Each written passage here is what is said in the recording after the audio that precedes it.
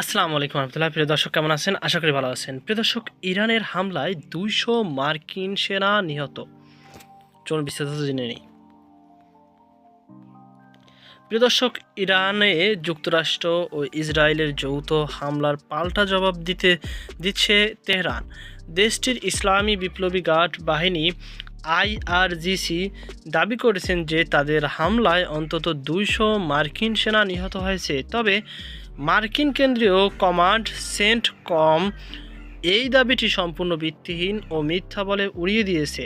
খবর রাশিয়ান সংবাদ সংস্থা তাস নিউজ। সংবাদ মাধ্যমটির এক প্রতিবেদনে বলা হয়েছে, মধ্যপ্রাচ্য অবস্থিত মার্কিন সামরিক ঘাঁটিগুলোতে তাদের নিখুঁত ক্ষেপণাস্ত্র হামলায় অন্তত 200 জন মার্কিন সৈন্য হতাহত হয়েছে। এর পাশাপাশি তারা সেন্টকমের একটি রণতরী বা জাহাজ ব্যাপকভাবে ক্ষতিগ্রস্ত করার দাবিও উত্থাপন করে। তেহরান এই সাফল্যকে তাদের অপারেশন ট্রুথফুল প্রমিস 4 এর বড় বিজয় হিসাবে প্রচার করেছে।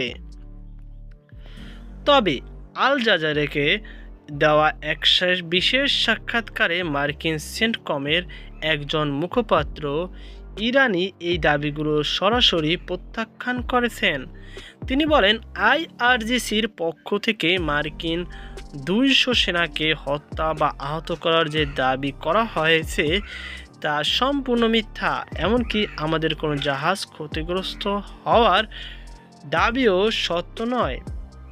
সেন্টকম জানিয়েছেন, তাদের প্রতিরক্ষা ব্যবস্থা অধিকাংশ ইরানি হামলা প্রতিহত করেছে এবং মার্কিন বাহিনীর কোনো বড় ক্ষয়ক্ষতির খবর এখন পর্যন্ত নেই।